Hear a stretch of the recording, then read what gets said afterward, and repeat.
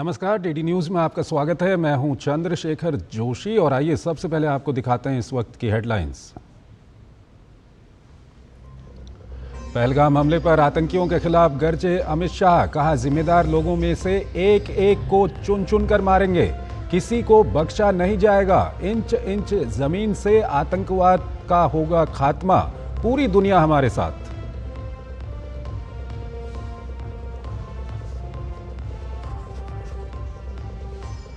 पहलगाम हमले की जांच हुई तेज, एनआईए डीजी ने बैसरन घाटी का दौरा कर की हालात की समीक्षा। रक्षा मंत्री राजनाथ सिंह और विदेश मंत्री एस जयशंकर ने अपने अमेरिकी समकक्षों से की बात, कहा हमले के दोषियों, समर्थकों और योजनाकारों को न्याय के कटघरे में लाया जाना चाहिए।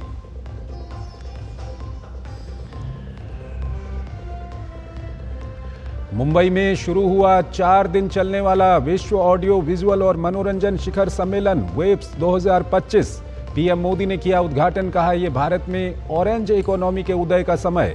भारत को बताया फिल्म निर्माण, डिजिटल कंटेंट, गेमिंग, फैशन, संगीत और लाइव कंसर्ट का वैश्विक केंद्र।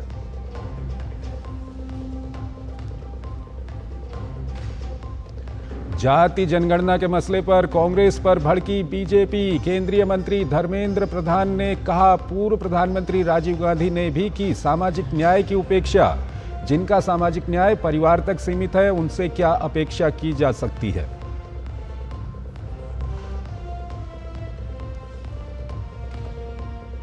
अप्रैल में जीएसटी कलेक्शन बढ़कर 2.37 लाख करोड़ रुपए के रिकॉर्ड स्तर पर पहुंचा। पिछले साल के इसी महीने के मुकाबले 12.6% का इजाफा। जुलाई 2017 को जीएसटी लागू होने के बाद से दूसरा सबसे अधिक संग्रह।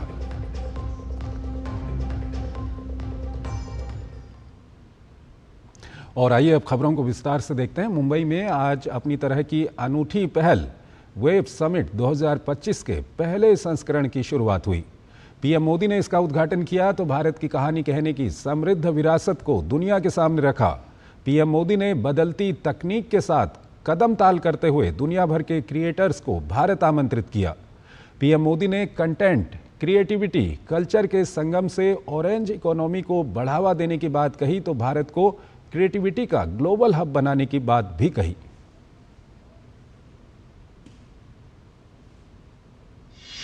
हमारे यहां नाद ब्रह्म यानी साउंड ऑफ डिवाइन की कल्पना है। हमारे ईश्वर भी खुद को संगीत और नृत्य से अभिव्यक्त करते हैं। भगवान शिव का डमरू सृष्टि की पहली ध्वनि है। मां सरस्वती की वीणा विवेक और विद्या की लय है। श्री कृष्ण की बांसुरी प्रेम और सौंदर्य का अमर संदेश है। विष्णु जी का शंख ध्वनि सकारात्मक ऊर्जा का आह्वान है। इतना कुछ है हमारे पास। अभी यहां जो मन में होने वाले सांस्कृतिक प्रस्तुति हुई, उसमें भी उसकी झलक दिखी है। और इसलिए ही मैं कहता हूं, यही समय है, सही समय है। ये create in India, create for the world का सही समय है। आज जब दुनिया स्टोरी टेलिंग के लिए नए तरीके ढूंढ रही है, तब भारत के पास हजारों वर्ष की अपनी कहानियों का खजाना है। दुनिया के लोगों को भी ये विश्वास दिलाना चाहता हूं, भारत के बाहर के जो क्रिएटिव वर्ल्ड के लोग हैं, उन्हें ये विश्वास दिलाना चाहता हूं कि आप जब भारत से जुड़ेंगे, जब आप भारत की कहानियों को जानेंगे, तो आपको ऐसी ऐसी स्टोरीज मिलेगी कि आपको लगेगा कि अरे ये तो मेरे देश में भी होता है। आप भारत से बहुत नेचुरल कनेक्ट फील करेंगे। तब आपको क्रिएट इन इंडिया का हमारा मंत्र और सहज लगेगा। ये भारत में ऑरेंज इकोनॉमी का उदय काल है। कंटेंट, क्रिएटिविटी और कल्चर, ये ऑरेंज इकोनॉमी की तीन धुरी है। इंडियन फिल्म्स की रीच अब दुनिया के कोने कोने तक पहुंच रही है। वेब समिट के जरिए भी आपको एक बड़ा प्लेटफॉर्म मिलेगा। एक ऐसा प्लेटफॉर्म जहां क्रिएटिविटी और कोडिंग एक साथ होगी, जहां सॉफ्टवेयर और स्टोरी टेलिंग एक साथ होगी, जहां आर्ट और ऑगमेंटेड रियलिटी एक साथ होगी। आप इस प्लेटफॉर्म का भरपूर इस्तेमाल करिए, बड़े सपने देखिए, उन्हें पूरा करने के लिए पूरी ताकत लगा दीजिए। मेरा पूरा विश्वास आप पर है, कंटेंट क्रिएटर्स पर है, और इसकी वजह भी है यूथ की स्पिरिट में, उनकी वर्किंग स्टाइल में कोई बैरियर्स, कोई बैगेज या बाउंड्रीज नहीं होती। इसलिए आपकी क्रिएटिविटी बिल्कुल फ्री फ्लो करती है। प्रधानमंत्री नरेंद्र मोदी ने वेब समिट 2025 में भारत पवेलियन का अवलोकन किया। भारत पवेलियन में देश की सिनेमाई परंपरा को सुंदरता से दर्शाया गया है।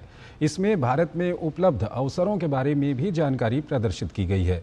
प्रधानमंत्री ने महाराष्ट्र के पवेलियन का भी अवलोकन किया।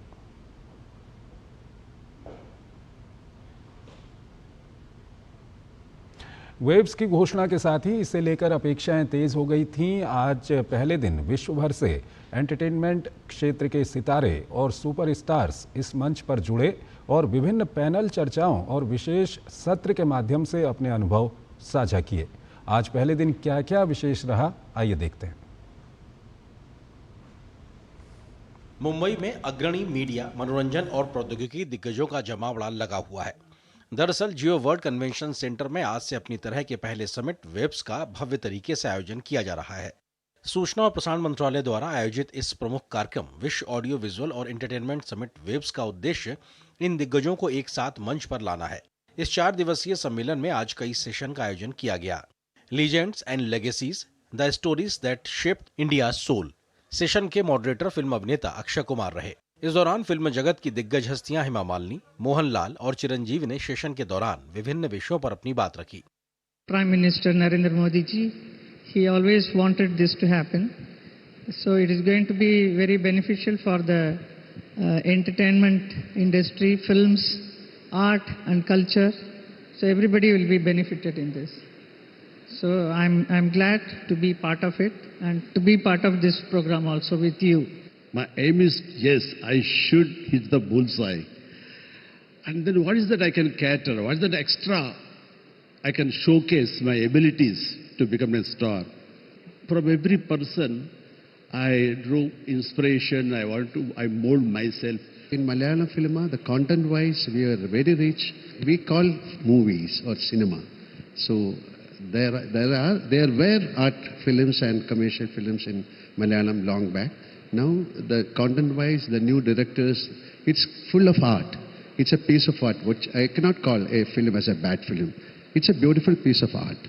इस बीच the journey from outsider to ruler session के दौरान फिल्मकार करण जौहर के साथ फिल्म जगत की 2 दिग्गज हस्तियां शाहरुख खान और दीपिका पादुकोण शामिल हुए। I think it is not important where you come from.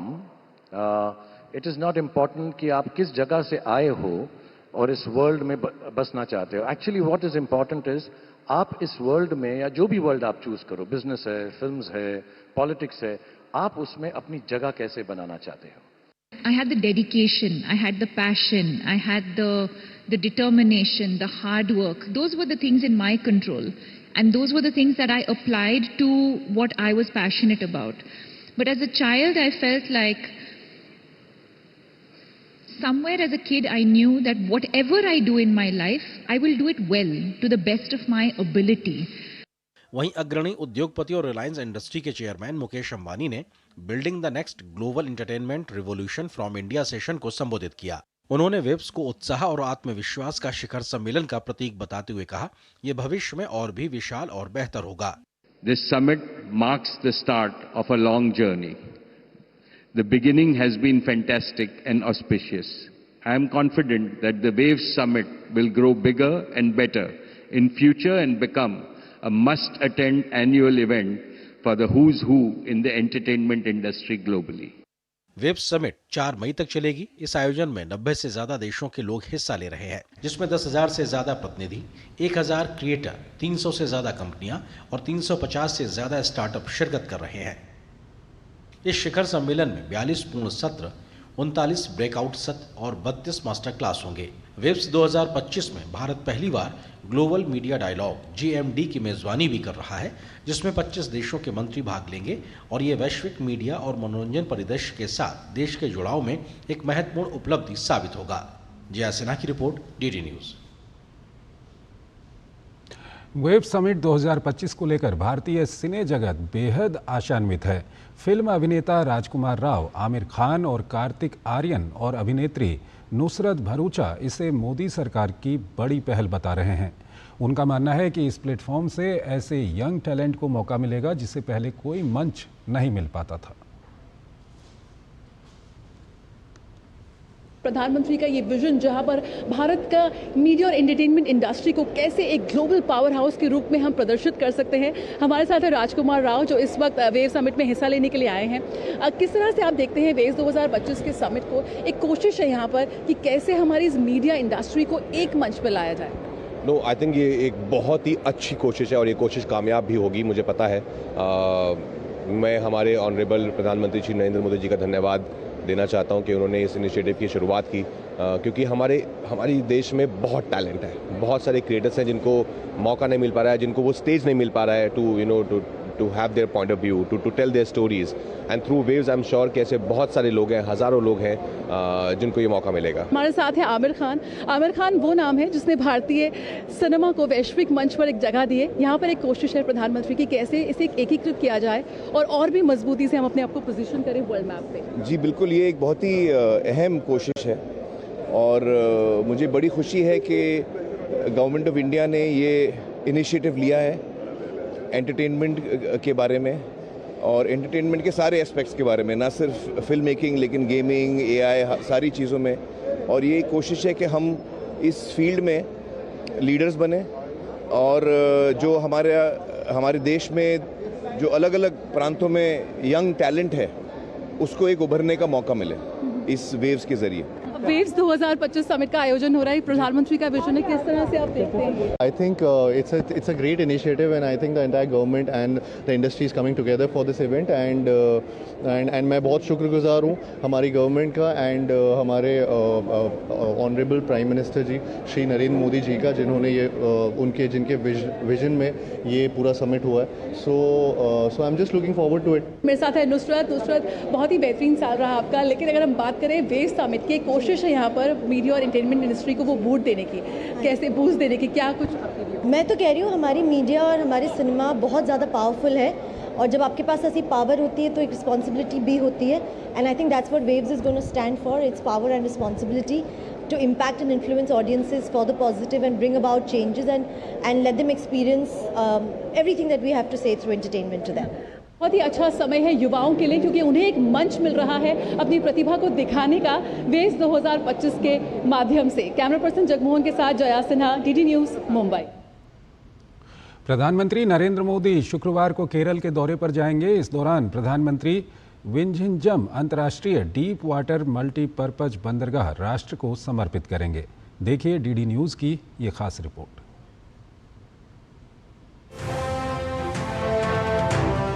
प्रधानमंत्री नरेंद्र मोदी शुक्रवार को 8,900 करोड़ रुपए की लागत से निर्मित विंझिंजम अंतर्राष्ट्रीय गहरा जल बहुउद्देशीय बंदरगाह राष्ट्र को समर्पित करेंगे। ये देश का पहला समर्पित कंटेनर ट्रांसशिपमेंट बंदरगाह है जो विकसित भारत के एकीकृत दृष्टिकोण के तहत भारत के समुद्री क्षेत्र में किए जा रहे परिवर्तनकारी प्रयासों का प्रतिनिधित्व करता है। ये भारत का इकलौता ऐसा पोर्ट है जिसे कहा जा सकता है इंडियाज़ फर्स्ट डीप वाटर सी पोर्ट। विलिनियम सी पोर्ट की लोकेशन भी बहुत स्ट्रैटेजिक है। सारे मेजर इंटरनेशनल भारत के आसपास वाले मेजर इंटरनेशनल रूट्स के बहुत नज़दीक होने के कारण हमारे श्रीलंका के कोलंबो पोर्ट से भी काफ़ी अच्छी सुविधाएं प्रदान करेगा और सप्लायर्स को कॉस्ट बेनिफिट मिलने के कारण इसका केरल की इकोनॉमी पे भी और पूरे भारत की इकोनॉमी पे अच्छा ज़बरदस्त प्रभाव पड़ने वाला है। बंदरगाह से 265 जहाज और 5.48 लाख TEU संचालित हो सकते हैं। रणनीतिक महत्व वाले विझिंजम बंदरगाह को एक प्रमुख प्राथमिकता वाली परियोजना के रूप में पहचाना गया है, जो वैश्विक व्यापार में भारत की स्थिति को मजबूत करने, लॉजिस्टिक्स दक्षता को बढ़ाने और कार्गो ट्रांसशिपमेंट के लिए विदेशी बंदरगाहों पर निर्भरता को कम करने में योगदान देगा। लगभग 20 मीटर की इसकी प्राकृतिक गहराई और दुनिया के सबसे व्यस्त समुद्री व्यापार मार्गों में से एक के पास स्थित होने से वैश्विक व्यापार में भारत की स्थिति और मजबूत होती है। ये बंदरगाह न केवल केरल के आर्थिक विकास में मील का पत्थर साबित होगा, बल्कि केरल में रोजगार वृद्धि का भी एक बहुत बड़ा साधन ये बंदरगाह बनेगा, जिसका प्रधानमंत्री 2 तारीख को लोकार्पण करने वाले हैं। Neeraj Singh, DD news, Kerala. 22 अप्रैल को हुआ पहलगाम आतंकी हमले के बाद आज गृह मंत्री अमित शाह ने गुनाहगारों को अंजाम भुगतने की सख्त चेतावनी दी है। गृह मंत्री ने कहा है कि आतंकियों को चुन चुन कर मारा जाएगा और भारत की जमीन से आतंकवाद का पूरी तरह खात्मा किया जाएगा। उधर इस हमले की जांच कर रही NIA के DG ने आज वैसरन घाटी का दौरा किया तो तमाम जानकारी हासिल की। इस बीच भारतीय रक्षा मंत्री और विदेश मंत्री ने अपने अपने अमेरिकी समकक्षों से बात की। इस घटना के बाद सुप्रीम कोर्ट ने एक जनहित याचिका को सुनने से इनकार कर दिया है, जिसमें इस घटना की न्यायिक जांच की मांग की गई थी। 22 अप्रैल को हुए पहलगाम आतंकी हमले के बाद पूरे देश में गुस्सा है और सब आतंक का फन कुचलने की मांग कर रहे हैं। देश की इसी भावना के अनुरूप हुंकार भरी गृह मंत्री अमित शाह ने दिल्ली में एक कार्यक्रम में शाह ने कहा कि पहलगाम की घटना को अंजाम देने वालों को चुन चुनकर मारा जाएगा और भारत भूमि से आतंकवाद को पूरी तरह खत्म किया जाएगा। वो ये न समझ ले कि हमारे 27 नागरिकों का जान लेकर ये लड़ाई जीते हो। मैं सभी आतंक फैलाने वालों को कहना चाहता हूं कि लड़ाई का अंत नहीं है, एक मकाम है। हर व्यक्ति को चुन चुन कर जवाब भी मिलेगा। ये कायराना हमला कर ये समझता है कि हमारी बड़ी जीत है, तो एक बात मन से समझ लीजिए, देश की इंच इंच भूमि पर से आतंकवाद को मूल समेत उखाड़ने का हमारा संकल्प है और वो सिद्ध होकर रहेगा। इससे पहले प्रधानमंत्री नरेंद्र मोदी ने भी कहा था कि पहलगाम आतंकी घटना को अंजाम देने वालों को उनकी कल्पना से परे सजा दी जाएगी। इस बीच पहलगाम आतंकी हमले के गुनाहगारों को पकड़ने के लिए NIA ने अपनी जांच और तेज कर दी है। NIA के महानिदेशक सदानंद वसंत दाते ने गुरुवार को बैसरन घाटी में घटनास्थल का दौरा किया और पहलगाम में डेरा डाले हुए NIA टीम के साथ बैठक कर हमले की विस्तार से जानकारी ली। 22 अप्रैल को हुए आतंकवादी घटना में शामिल आतंकवादियों की पहचान के लिए और साथ ही साथ उन पर शिकंजा कसने के लिए लगातार NIA इस पूरे क्षेत्र में जांच कर रही है। देश की सर्वोच्च शीर्षस्थ जांच एजेंसी के हाथ में यह मामला है और खुद डायरेक्टर जनरल NIA पहलगाम पहुंचने के बाद उन्होंने इस चल रही जांच की उन्होंने समीक्षा की और साथ ही साथ अब तक हुई जांच की प्रगति की आख्या भी ली। आतंकी हमले की जांच अपने हाथ में लेने के बाद से NIA ने घटनास्थल से कई सबूत जुटाए हैं तो चश्मदीदों के बयान भी दर्ज किए हैं। सुरक्षा बलों ने अभी तक करीब 200 लोगों से पूछताछ की है, जिसके बाद से अभी भी कई संदिग्ध पुलिस की हिरासत में हैं। NIA ने तकनीक का इस्तेमाल करते हुए भी कई टेक्निकल एविडेंस एकत्र किए हैं। इस बीच इस आतंकी घटना के बाद सुप्रीम कोर्ट ने जनहित याचिका पर सुनवाई करने से मना कर दिया है। सुनवाई से इनकार करते हुए सुप्रीम कोर्ट ने कहा कि यह बेहद गंभीर वक्त है। देश का हर एक नागरिक आतंकवाद के खिलाफ लड़ाई में एक साथ खड़ा है। कोई ऐसी मांग मत कीजिए जिससे सेना के मनोबल पर असर पड़ता हो। इसके अलावा सुप्रीम कोर्ट ने याचिकाकर्ता से कहा कि आपको कुछ जिम्मेदारी से पेश आना चाहिए। इस तरह की बातें कोर्ट में न लाएं जिससे सेना के मनोबल पर असर पड़ सकता हो। पहलगाम आतंकी हमले की दुनिया भर में निंदा हो रही है। इसी क्रम में विदेश मंत्री डॉक्टर एस जयशंकर और अमेरिका के विदेश मंत्री मार्को रूबियो के बीच फोन पर बातचीत हुई। बातचीत के दौरान पहलगाम आतंकी हमले पर चर्चा की गई। विदेश मंत्री डॉक्टर एस जयशंकर ने सोशल मीडिया एक्स पर अपनी पोस्ट में लिखा, अमेरिका के विदेश मंत्री मार्को रूबियो के साथ कल पहलगाम आतंकवादी हमले पर चर्चा हुई। इस हमले के दोषियों, समर्थकों और योजनाकारों को न्याय के कटघरे में लाया जाना चाहिए। इस बीच भारतीय रक्षा मंत्री राजनाथ सिंह ने अमेरिका के रक्षा मंत्री से बात की है और मौजूदा हालात पर चर्चा की है। पहलगाम हमले के बाद से पाकिस्तान लगातार नियंत्रण रेखा पर बिना उकसावे के फायरिंग कर रहा है। भारतीय सेना भी पाकिस्तान को मुंहतोड़ जवाब दे रही है। ये सिलसिला बीती रात भी जारी रहा। भारत ने पाकिस्तान पर एक और बड़ी कार्रवाई करते हुए पाकिस्तान के लिए भारतीय हवाई क्षेत्र का इस्तेमाल करने पर पाबंदी लगा दी है। अब कोई भी पाकिस्तानी पंजीकृत, संचालित या लीज पर लिए गए विमान, एयरलाइन और सैन्य उड़ानें भारतीय हवाई क्षेत्र का इस्तेमाल नहीं कर सकेंगे। अप्रैल की घटना में पहलगाम निवासी घोड़े वाले आदिल हुसैन शाह ने अपनी जान गंवाई थी। उनके परिवार को मदद पहुंचाते हुए जम्मू कश्मीर वक्फ बोर्ड ने उनके भाई को नौकरी दी है, जिसका नियुक्ति पत्र उनके भाई नजाकत अहमद को दिया गया। 22 अप्रैल की घटना के बाद पूरा देश आतंक के खिलाफ खड़ा है और इसकी बानगी एक बार फिर से देखने को मिल रही है, जब बड़ी संख्या में पर्यटक अभी भी पहलगाम पहुंच रहे हैं। घाटी पहुंचने वाले पर्यटकों में देसी विदेशी पर्यटक शामिल हैं। विशाल बेरिस्टो और अश्विनी मिश्र के साथ ब्यूरो रिपोर्ट, डीडी न्यूज। कल मोदी सरकार ने जाति जनगणना कराने का बड़ा फैसला लिया तो उस फैसले पर क्रेडिट लेने की होड़ मच गई। कांग्रेस समेत कई विपक्षी दलों का दावा है कि उनके दबाव में ये फैसला लिया गया है, जबकि सरकार ने स्पष्ट किया है कि सामाजिक न्याय की मुहिम को पीएम मोदी ने आगे बढ़ाया है। बीजेपी ने कांग्रेस पर निशाना साधा और आरोप लगाया कि नेहरू के समय से लेकर यूपीए काल तक कांग्रेस इस मुद्दे पर सिर्फ राजनीति कर रही थी, लेकिन कोई ठोस कदम नहीं उठाया। इस फैसले के बाद से देश भर से खुशियां मनाने की तस्वीरें भी सामने आ रही हैं। केंद्र सरकार की ओर से जातीय जनगणना कराए जाने के फैसले के बाद देश भर में खुशी की लहर है। लोग अपनी अपनी तरह से फैसले का स्वागत कर रहे हैं। भाजपा इस फैसले को केंद्र की नरेंद्र मोदी सरकार का बड़ा फैसला बताते हुए कह रही है कि सबका साथ सबका विकास इस सरकार का सैद्धांतिक और दार्शनिक मत रहा है। भाजपा के मुताबिक पीएम मोदी सामाजिक न्याय की प्रतिबद्धता की अगुवाई करते हैं और उन्होंने देश के वंचितों को हक दिलाने के लिए ये फैसला लिया है। इस मामले में कांग्रेस पर हमला करते हुए केंद्रीय मंत्री धर्मेंद्र प्रधान ने कहा कि पूर्व प्रधानमंत्री राजीव गांधी ने भी सामाजिक न्याय की उपेक्षा की थी। श्री राजीव गांधी जी की क्या बयान था? पानी पी पी के उन्होंने ओबीसी रिजर्वेशन के खिलाफ भाषण दिए हैं। जिनकी सामाजिक न्याय अपने परिवार न्याय तक सीमित है, उनसे और हम क्या अपेक्षा करेंगे? देश के पहले प्रधानमंत्री जवाहरलाल नेहरू जातिगत आरक्षण के कट्टर विरोधी थे। उन्होंने राज्यों को पत्र लिखकर कहा था कि अगर आरक्षण मिलेगा तो गुणवत्ता घट जाएगी। धर्मेंद्र प्रधान ने कहा कि जनता पार्टी के दौर में मंडल कमीशन की रिपोर्ट आई, लेकिन उसे भी कांग्रेस की इंदिरा गांधी ने दबा दिया। प्रधान ने कहा कि वीपी सिंह की सरकार ने मंडल कमीशन की रिपोर्ट को लागू किया। भाजपा के सुझाव से ही ऐसा किया गया। धर्मेंद्र प्रधान ने कहा कि 2011 में कांग्रेस ने वादा खिलाफी की और लंबे समय तक सत्ता में रहने के बाद भी संविधान निर्माता बाबा साहेब को भारत रत्न नहीं दिया। वहीं कांग्रेस इस मामले को राहुल गांधी की जीत बता रही है और उसका कहना है कि कांग्रेस के प्रयासों के चलते सरकार को यह फैसला लेना पड़ा। वहीं भाजपा ने इस पर पलटवार करते हुए कहा कि राहुल गांधी जो आज श्रेय लेने की बात कर रहे हैं, उन्होंने 10 साल तक यूपीए सरकार में कुछ नहीं किया।